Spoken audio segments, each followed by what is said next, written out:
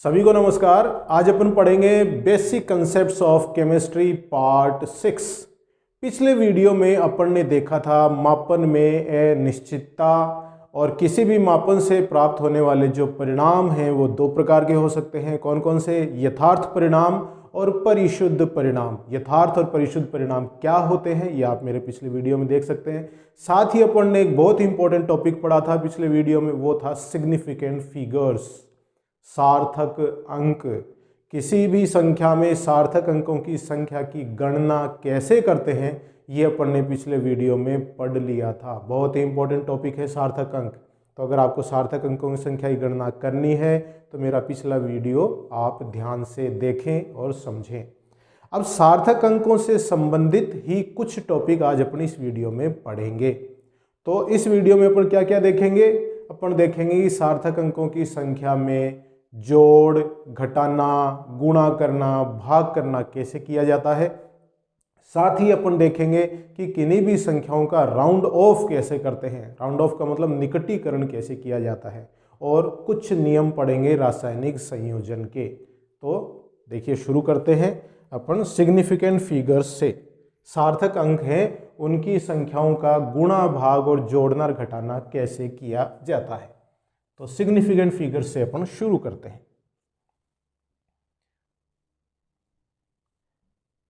Significant figures, किसी भी संख्या में सार्थक अंकों की संख्या की गणना कैसे करते हैं ये अपन पिछले वीडियो में पढ़ चुके हैं। आज अपन पढ़ेंगे, सबसे पहले देखते हैं जोड़ना व घटाना। सार्थक अंकों की संख्या को जोड़ते कैसे हैं और घटाते कैसे हैं। देखिएगा इसमें एक नियम लगता है, ये अपन एक बात का ध्यान अपने को रखना पड़ेगा।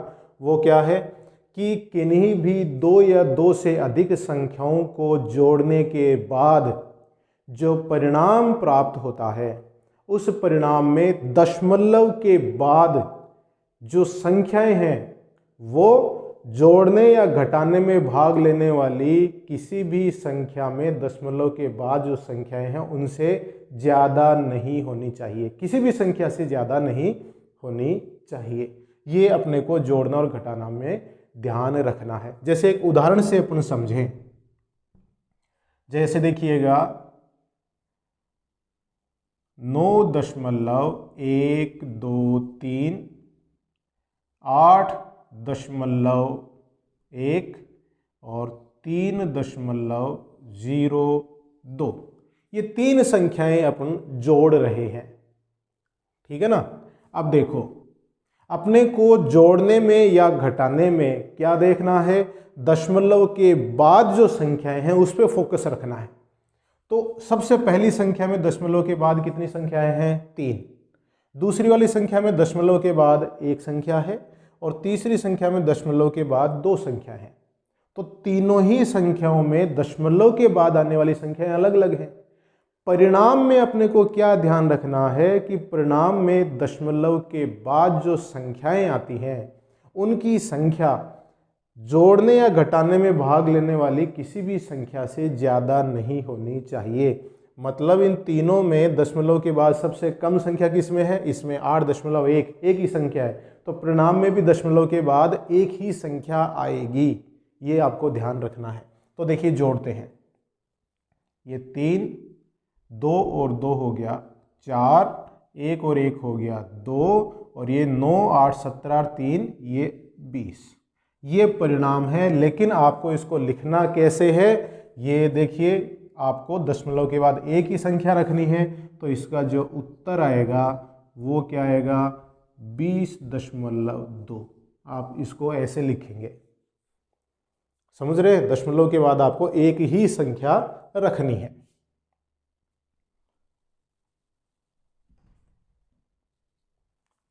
ठीक है। तो जोड़ या घटाने में भाग लेने वाली संख्याओं में दशमलव के बाद जो कम से कम संख्या है उतनी ही संख्या परिणाम में भी दशमलव के बाद आएगी। क्लियर है? तो आपको ध्यान रखना है इसमें दशमलव के बाद की जो संख्या है उस पर फोकस रखना है। अब देखिए दूसरा, गुणा व भाग करना। गुणा व भाग करना। यहां देखिए, जब दो या दो से अधिक संख्याओं का गुणा या भाग किया जाता है तो परिणाम में कुल सार्थक अंकों की संख्या गुणा व भाग में भाग लेने वाली उस संख्या के बराबर होगी जिसमें न्यूनतम सार्थक अंक है या सार्थक अंकों की संख्या न्यूनतम है। यहां अपन दशमलव नहीं देखेंगे, यहां अपन गुणा में या भाग में भाग लेने वाली जो संख्याएं हैं उनमें कुल सार्थक अंकों की संख्या देखेंगे। तो जो दो संख्याएं भाग ले रही है जैसे गुणा में, उसमें जिस संख्या में न्यूनतम सार्थक अंक है उतने ही सार्थक अंक परिणाम में होने चाहिए। तो यहां दशमलव को नहीं देखेंगे, यहां कुल सार्थक अंकों की संख्या अपन देखेंगे।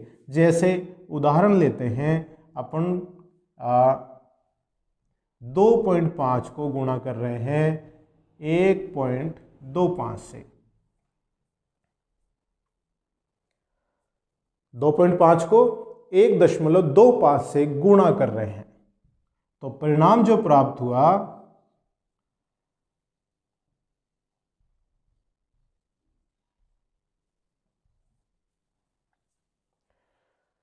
3.125 ये परिणाम प्राप्त होता है। अब इसमें जो परिणाम प्राप्त हुआ है इसको देखिए आप कैसे लिखेंगे। सबसे पहले गुणा में भाग लेने वाली संख्याएं देखिए आप। 2.5 में सार्थक अंकों की संख्या कितनी है? 2। 1.25 में सार्थक अंकों की संख्या कितनी है? 3। तो परिणाम में कितनी आनी चाहिए? न्यूनतम सार्थक अंक वाली संख्या के बराबर सार्थक अंक परिणाम में प्राप्त होने चाहिए।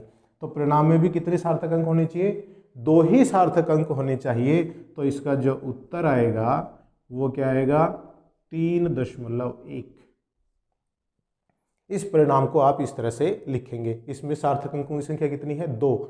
और यहाँ देखिए न्यूनतम सार्थक अंक वाली संख्या कौन सी है? 2.5।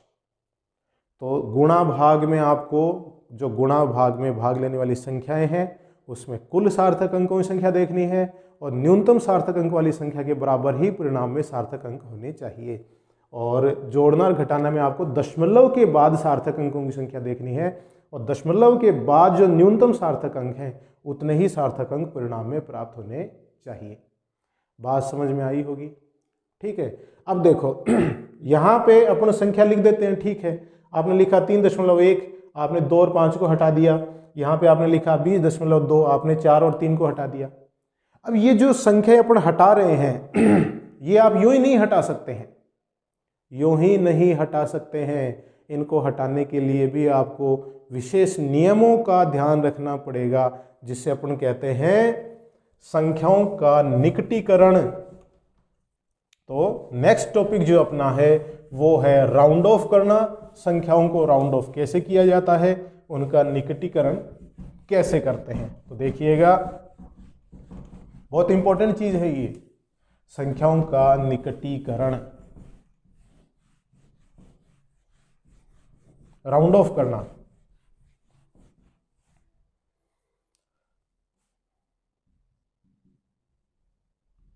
संख्याओं का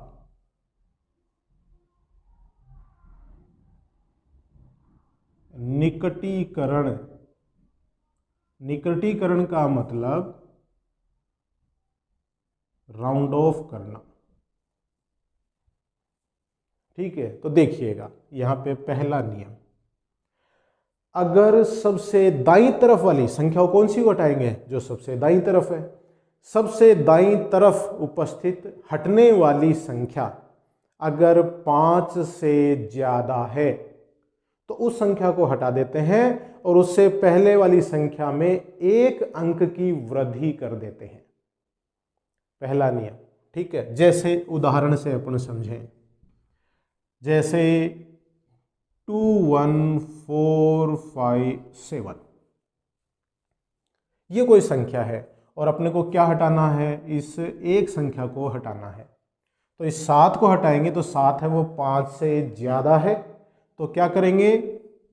इस 7 को तो हटा देंगे लेकिन इससे पहले वाली संख्या में 1 अंक की वृद्धि कर देंगे, तो 21.46। तो 7 को हटाएंगे तो इसको लिखेंगे 21.46 लिखेंगे।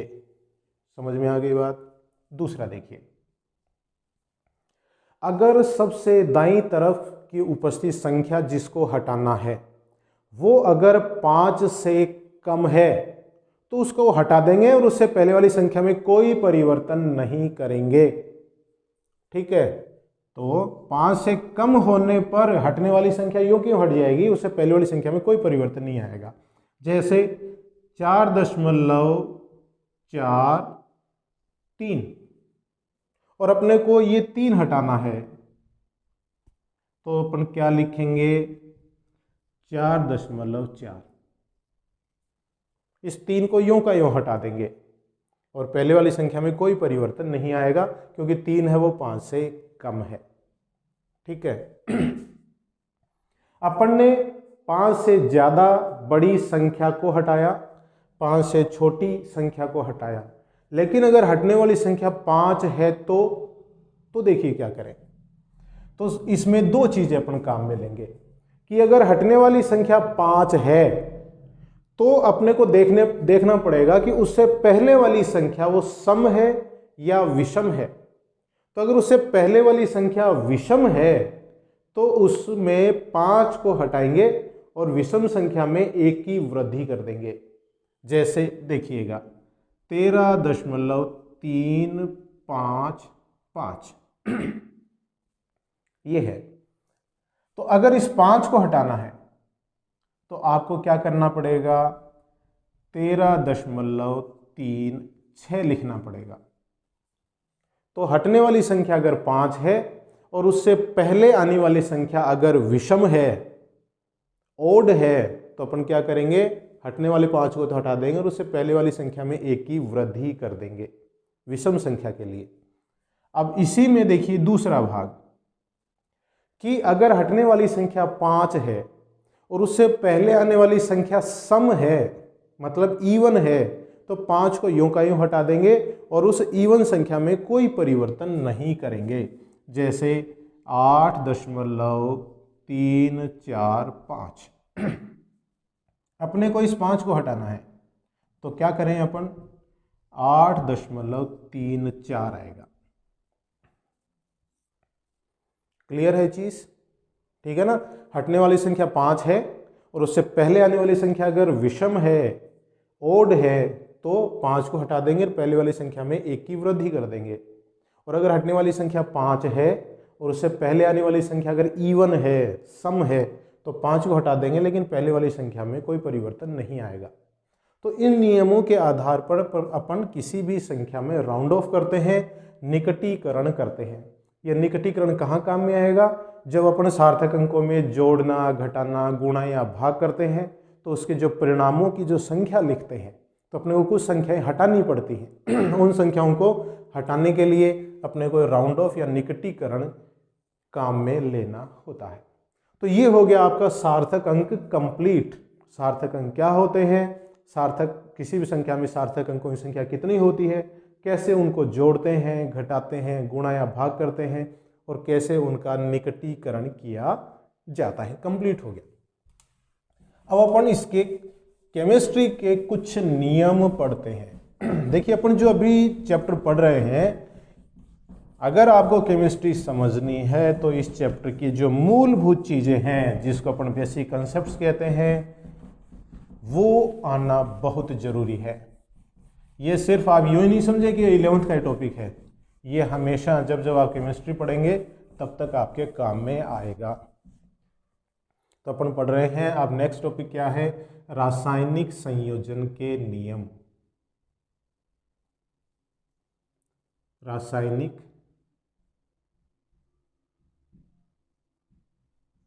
संयोजन के नियम।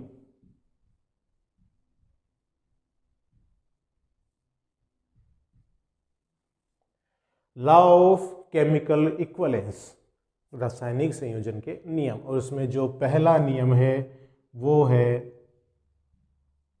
द्रव्यमान संरक्षण का नियम।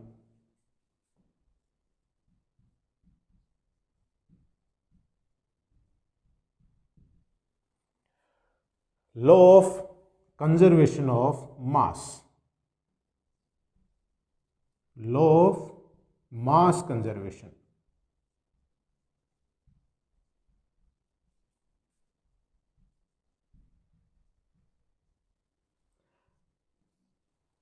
अब देखिए, ये नियम पढ़ने से पहले मैं आपको कुछ याद दिलाना चाहूँगा। आपने ऊष्मागतिकी के 3 नियम जो पढ़े होंगे। ऊष्मागतिकी का प्रथम नियम जो आपने पढ़ा है वो नियम क्या है? ऊर्जा संरक्षण का नियम, जिसको अपन कहते हैं कि ऊर्जा को ना तो उत्पन्न कर सकते हैं ना ही नष्ट कर सकते हैं, लेकिन उसका एक रूप दूसरे रूप में बदलता है। उसी के समान ये नियम भी है द्रव्यमान से संबंधित, कि द्रव्यमान को ना तो उत्पन्न किया जा सकता है और ना ही नष्ट किया जा सकता है। तो ये नियम क्या कहता है? द्रव्यमान को न तो उत्पन्न कर सकते हैं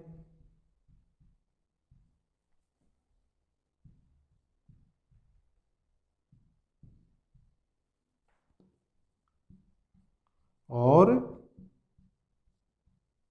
न ही नष्ट कर सकते हैं।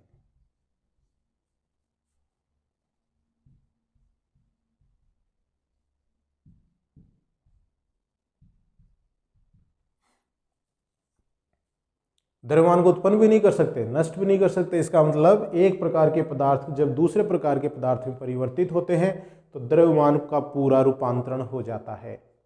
ये नियम किसके द्वारा दिया गया था? लाओसिए के द्वारा ये नियम दिया गया था।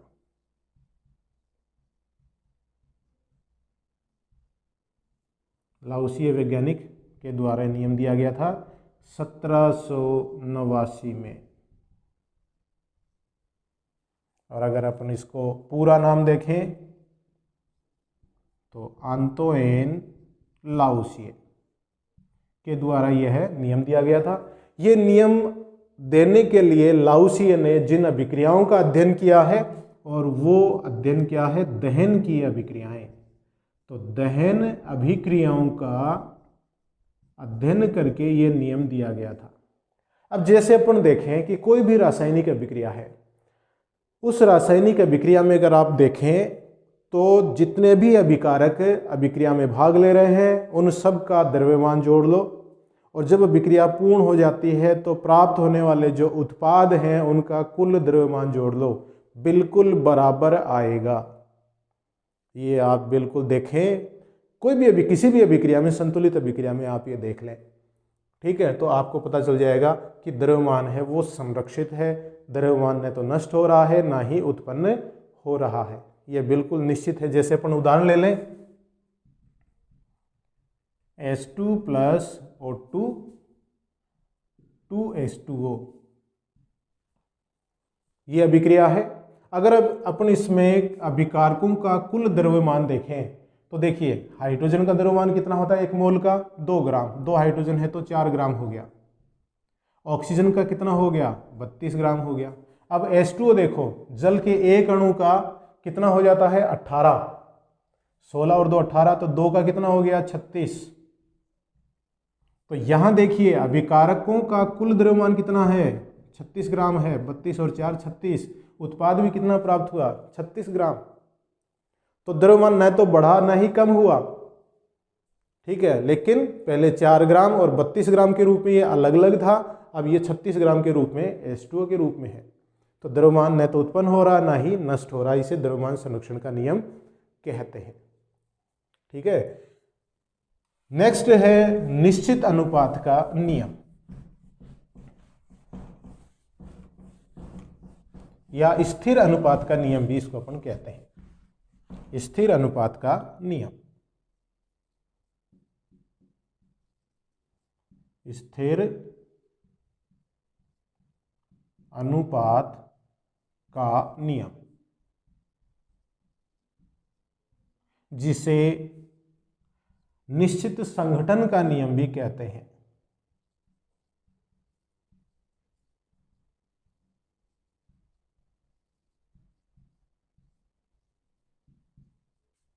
निश्चित संगठन का नियम, देखिए क्या चीज है। यह नियम दिया गया था जोसेफ प्राउस्ट के द्वारा। वैज्ञानिक का नाम क्या है? Joseph Proust, by Joseph Proust. और जोसेफ प्राउस्ट ने इस नियम को देने के लिए क्यूप्रिक सल्फेट, क्यूप्रिक कार्बोनेट का पर अध्ययन किया था। Cupric carbonate.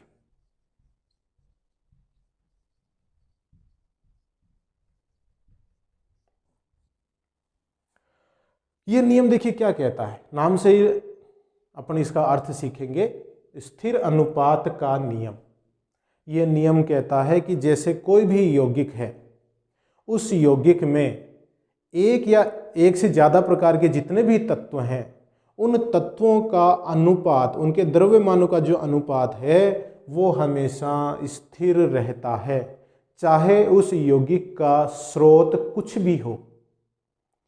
उस यौगिक में उपस्थित तत्वों के द्रव्यमानों का अनुपात इस बात पर निर्भर नहीं करेगा कि वह यौगिक कहाँ से प्राप्त किया गया है। उस यौगिक में ये तत्वों के द्रव्यमानों का अनुपात हमेशा स्थिर रहता है। तो उन्होंने क्यूप्रिक कार्बोनेट है उस पर अध्ययन किया। तो देखिए 3 प्रकार के तत्व हैं, कॉपर है, कार्बन है और ऑक्सीजन है। इनके द्रव्यमानों का अनुपात उन्होंने संश्लेषित क्यूप्रिक कार्बोनेट या जो प्रकृति से प्राप्त क्यूप्रिक कार्बोनेट है उनमें तुलना करी। तो क्या देखा, संश्लेषित क्यूप्रिक कार्बोनेट में भी तीनों तत्वों के द्रव्यमानों का अनुपात उतना ही है जितना प्रकृति से प्राप्त तत्वों में, इन तीनों यौगिक में इन तीनों तत्वों के द्रव्यमानों का अनुपात होता है। अगर अपन और सरल भाषा में समझें तो देखिएगा, जैसे जल है, जल का सूत्र क्या होता है, H2O। इसका कुल 1 मोल का द्रव्यमान कितना हो जाएगा, ये अपन मोल संकल्पना में भी देखेंगे। तो 1 मोल का द्रव्यमान हो जाएगा इसमें 16 तो हो गया ऑक्सीजन का और 2 हो गया हाइड्रोजन का, 18 ग्राम। अब 18 ग्राम में से 2 ग्राम किसका है, हाइड्रोजन का, और बाकी 16 ग्राम किसका है, ऑक्सीजन का। तो 1 मोल H2O में 2 ग्राम हाइड्रोजन है और 16 ग्राम ऑक्सीजन है। इसका अपन प्रतिशत भी निकाल सकते हैं। हाइड्रोजन का प्रतिशत हो गया 2/18 गुणा 100। अगर इसका अपन प्रतिशत निकालें तो 2/18 गुणा 100, और इसका प्रतिशत निकालें ऑक्सीजन का तो 16/18 गुणा 100। ये जो प्रतिशत आएगा ये अपन गणना करके निकाल सकते हैं। अब H2O की बात करें, जल, ये जो प्रतिशत आ रहा है ये जल के लिए निश्चित है, स्थिर है। चाहे जल, देखिए जल कहाँ कहाँ से मिल रहा है, जैसे बारिश का जल, समुद्र से प्राप्त होने वाला जल, नदी से प्राप्त होने वाला जल, कुएं से निकलने वाला जल, पसीने में उपस्थित जल, आंसुओं से निकलने वाला जल, किसी भी प्रकार से जल का चाहे कोई भी स्रोत हो, जल के अणु में हमेशा हाइड्रोजन और ऑक्सीजन का जो अनुपात आएगा वो इसमें आएगा, ये अनुपात प्राप्त होगा। मतलब अगर ग्रामों का अनुपात देखें तो अपन 1:8 होगा, क्योंकि 2 ग्राम अनुपात 16 ग्राम है कि नहीं। तो हाइड्रोजन और ऑक्सीजन हमेशा 1:8 ग्राम में ही होंगे। ये ग्रामों में ये 1:8 ही होगा, ये अनुपात होगा हाइड्रोजन ऑक्सीजन का जल में। तो निश्चित हो गया कि नहीं, ये स्थिर अनुपात है। ये तो स्थिर अनुपात का ये नियम है जो दिया गया था जोसेफ वेब प्राउस्ट ने। किसी भी यौगिक में जो तत्व हैं उनके द्रव्यमानों का जो अनुपात है वो हमेशा निश्चित होता है। ये अनुपात उसके स्रोत पर निर्भर नहीं करता है। तो ये अपन ने 2 नियम पढ़े हैं, बाकी और भी नियम है जो अपन नेक्स्ट वीडियो में देखेंगे। तो आप खुश रहिए, स्वस्थ रहिए, परिवारजनों का ध्यान रखिए, मेरे वीडियोस देखते रहिए। बहुत बहुत धन्यवाद।